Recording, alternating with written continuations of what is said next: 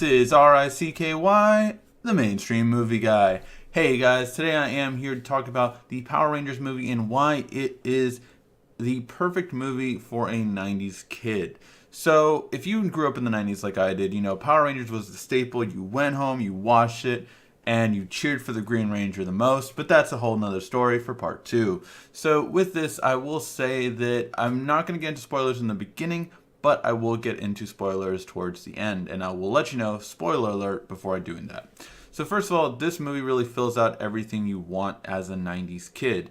It really kind of goes for what you wanted in the characters, but they actually have a lot of depth now. So you really have that. There's so many Easter eggs in this as well, so you really get those in, and it's really a movie worth giving a shot to. I think if you grew up in the 90s, it hits every single spot you want it to, while still giving you a good movie with actual good character development. Character development is probably the biggest thing in this movie, which is interesting because that would be the least thing you know.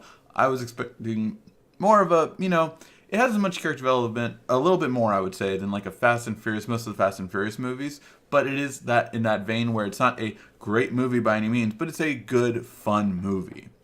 All right, now I'm going to get to the spoilers. So if you have not seen it, click pause, go away, and then come back after you saw the movie. But should you see it? Yes, you should see it in theaters, and especially if you're a 90s kid, you will love it, and kids will love it. Although they might get a little scared at some parts, so just letting you know. All right, now after the spoiler alert, this movie really hits just everything. I mean, I love the secret ending with Tommy Oliver. If you don't know, stay for the after credit scene. If you already didn't see it, stay for the after credit scene. It's such a perfect setup, and of course, it's the one that everyone wants. Everyone wants Tommy because he was the fan favorite by far. So much so that they kept him. As they changed out every other character, they kept Tommy until the end of the Mighty Morphin series.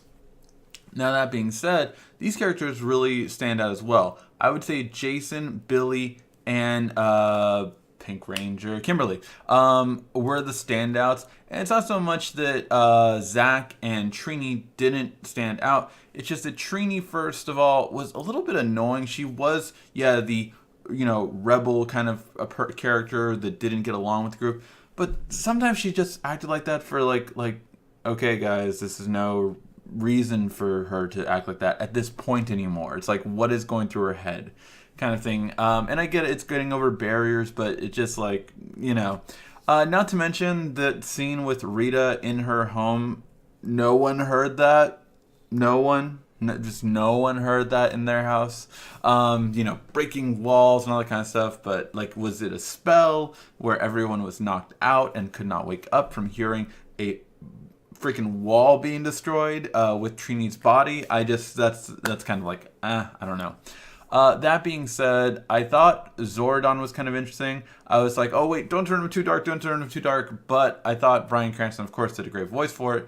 But I think it was interesting that even Zordon gave up on them at one point. I thought that was an interesting kind of idea. Although, of course, he redeemed himself. And man, tell me who did not have the feels. Even though you knew he was coming back. It was still sad because they drew it out for about a good 10 minutes when Billy died, the Blue Ranger died. I was like, oh, that sucks. So I really thought that was great. I thought Billy's character was probably the best character. And I thought, I would argue who was the best actor between Jason, Kimberly, and Billy. But all of them did very well.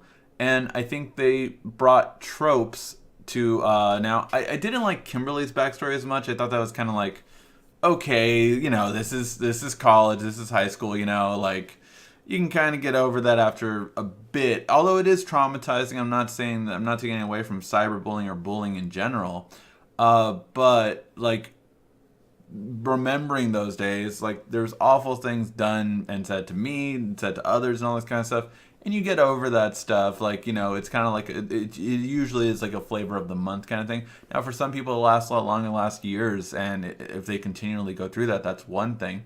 But they made it seem like it was an isolated incident. So, I don't know. Let me know what you guys think in terms of that.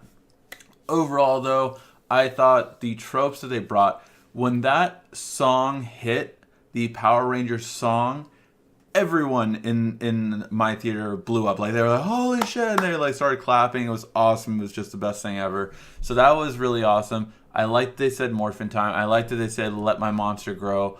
All these tropes that we are so used to were there. So I love that fact. I will also say that probably the biggest out of place thing for me, and Hollywood, please listen to this. We do not need the same Kanye West song in every single fucking movie. If we can have it without his later work, then that's fine too. You know, just scrap all of that for all these trailers and in the movie. The Power song, just, you know, oh god, that's been overplayed in so many movies. Please stop that. That probably took me out of the movie the most. As soon as they played that Power song, I'm like, oh my god, I've heard this song in so many movies over the past 5 years. It's just insane. Like, just stop with that song. It was perfect when it was perfect, which was Limitless. That was perfect. That was the first one, and then it just kind of kept going and kept being used, kept being used, kept being used. And we're done with it. We're done with that song for trailers and for movie scores. I mean, there's way better songs out there. Even from Kanye West, his earlier work is by far better. So just, you know, do that. Just stop using that Power song, please. But yeah, so that's my take on it. That was probably the one thing that took me out the most. Was Rita a little cartoony towards the end? Yeah, I would have liked her staying with that evilness that she had in the beginning. In the beginning, she had a more evil, sinister thing that I thought was quite dark, and then they kind of just made her more campy as it went along. So maybe they thought it was too. Alpha 5, I was also surprised with the fact that he was actually a fun character. I was so like, oh my god, this Alpha 5 looks so bad. I'm not going to enjoy this. And he actually became one of the best parts of the movie for me in terms of, man, he is funny. He does everything he needs to. So let me know what you guys think in the comment section down below. Was this a great trip down your childhood lane? Because it was for me. I really enjoyed it. Again, I will not say this is a great movie by any means, but I will say this is a perfect movie for a 90s kid. Let me know what you guys think in the comment section down below. Thank you as always for watching. Who should play Tommy Oliver in the next movie? Should it again be an unknown, or should it be someone we've seen in other TV shows or movies? Let me know in the comment section down below. Thank you as always for watching. Make sure to give that like, thumbs up. This has been RICKY, the Mainstream Movie Guy.